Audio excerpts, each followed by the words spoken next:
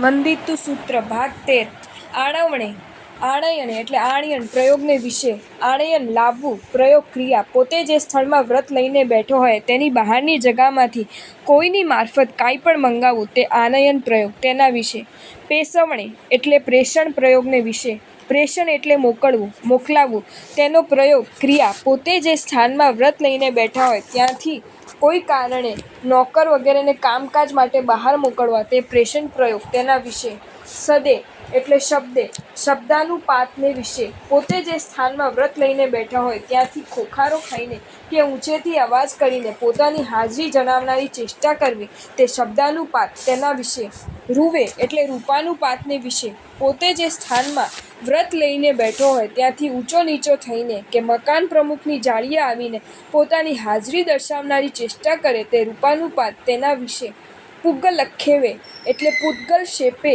પૂતગલનું પ્રક્ષેપણ કરતા વસ્તુ ફેંકતા પૂતગલનો શેપ તે પૂતગલ શેપ તેના વિશે પૂતગલ કાંકરો ઢેકું પથ્થર લાકડું વગેરે વસ્તુઓ શેપ ફેંકવું તે પોતાની હાજરી જણાવવા માટે કે પોતાની પાસે કોઈને બોલાવવાને માટે કાંકરો ઢેકું વગેરે વસ્તુઓ ફેંકવી તે પૂતગલ શેપ તેના વિશે દેશાવકાશી અમ્મી એટલે દેશાવકાશિક વ્રતને વિશે દેશમાં અવકાશ તે દેશ અવકાશ તેને સંભાળવાળું તે દેશાવકાશવાળું અહીં દેશ શબ્દથી દિગ્વિરતી વ્રત વડે મર્યાદિત કરેલો દિક પરિમાણનો એક ભાગ અથવા કોઈ પણ વ્રત સંબંધી કરવામાં આવેલો સંક્ષેપ સમજવાનો છે.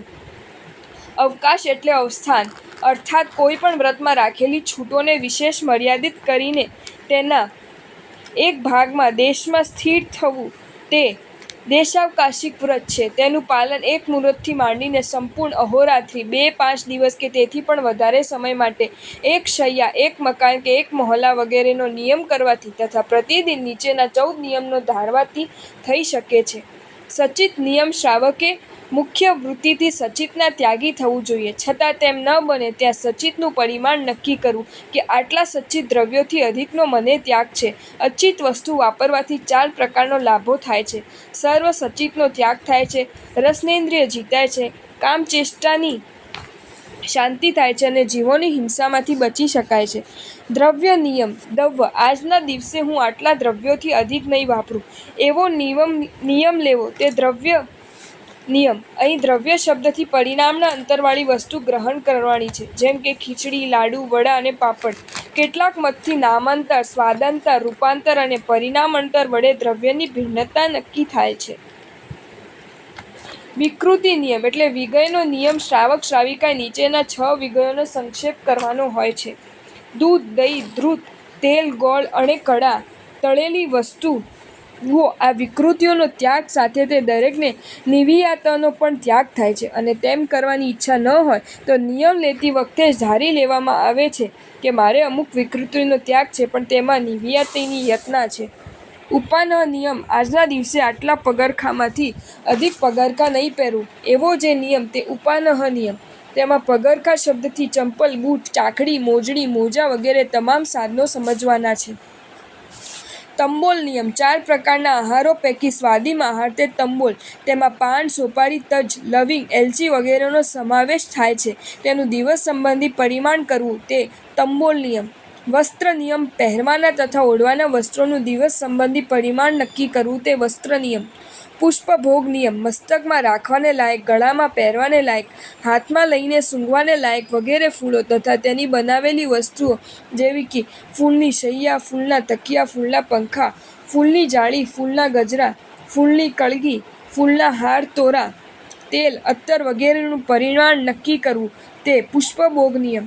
વાહન નિયમ રથ, હાથી, ઘોડા, ઊંટ, ખચ્ચર, પાલખી, ગાડા, ગાડી, સગ્રામ, સાયકલ, મોટર, રેલવે, આગબોટ, ટ્રામ, બસ, વિમાન વગેરે એક દિવસમાં આટલાથી અધિક ન વાપરવા એવું પરિમાણ નક્કી કરવું તે વાહન નિયમ. શયન નિયમ શૈયા વગેરેને લગતો નિયમ એ રીતે કે હું આજના દિવસે ખાટ, ખાટલા, ખુરશી, કોચ, ગાદી, તકિયા, ગાદલા, ગોદડા તથા પાટ પ્રમુખ અમુકથી વધારે વાપરીશ નહીં. વિલેપન નિયમ વિલેપન તથા ઉદ્ધતનને યોગ્ય દ્રવ્યો જેવા કે ચંદન, કેસર, કસ્તુરી, અંબર, અર્ગજો તથા પીઠી પ્રમુખ દ્રવ્યોના પરિમાણનો દિવસ સંબંધી નિયમ કરવો તે વિલેપન નિયમ.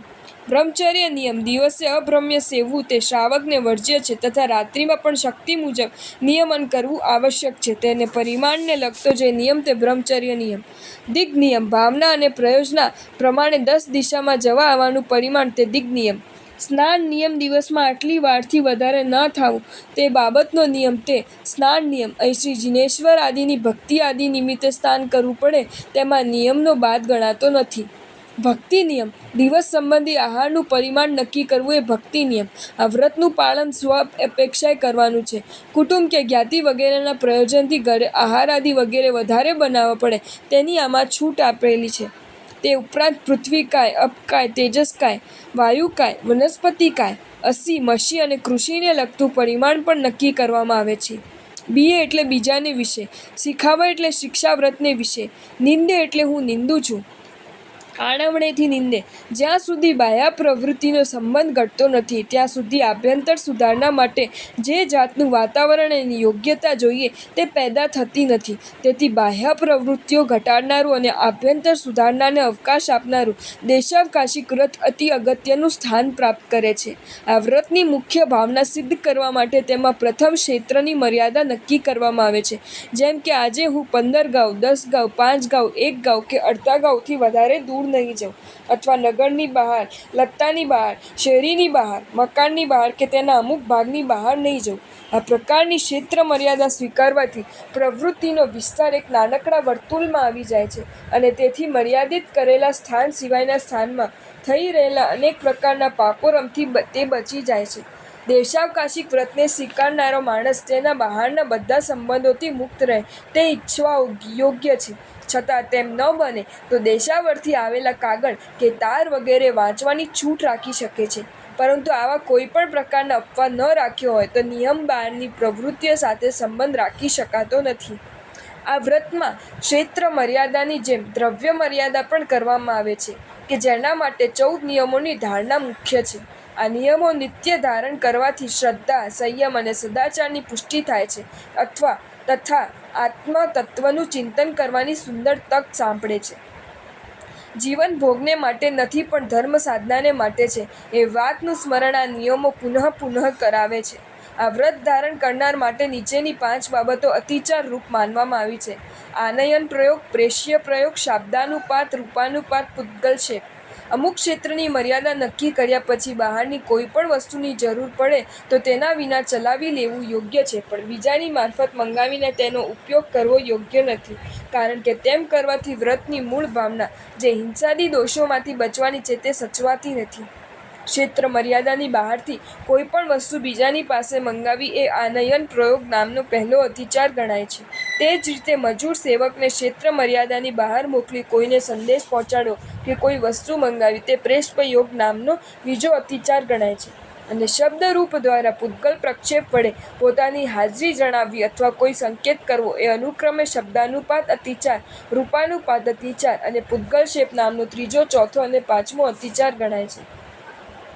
અહીં પ્રમાદના પ્રસંગથી કે ક્રોધાદિ અપ્રશસ્ત ભાવનો ઉદય થવાથી દેશાવકાશિક નામના બીજા શિક્ષાવ્રતને અતિચારો વડે વિરાદ્યું હોય તેની આલોચના કરું છું. તેમાં આનયન પ્રયોગ, પ્રેષ્ય પ્રયોગ, શબ્દાનુપાત, રૂપાનુપાત, પૂદ્ગલક્ષેપ એ પ્રમાણેના 10મા દેશાવકાશિક નામના વ્રતના 5 અતિચાર વિશે દિવસ દરમિયાન જે અશુભ કર્મ બંધાયો હોય તે સર્વેની હું નિંદા કરું છું. અવતરણિકા: હવે ત્રીજા શિક્ષાવ્રત પૌષોદપવાસ નામના 11મા વ્રતનું સ્વરૂપ અને પ્રમાદવશાત તે વિશે લાગતા 5 અતિચારોનું પ્રતિક્રમણ જણાવાય છે. સંસારોચ્ચાર વિહિપમાય એટલે સંસારા અને ઉચ્ચારની વિધિમાં થયેલા પ્રમાદને વિશે.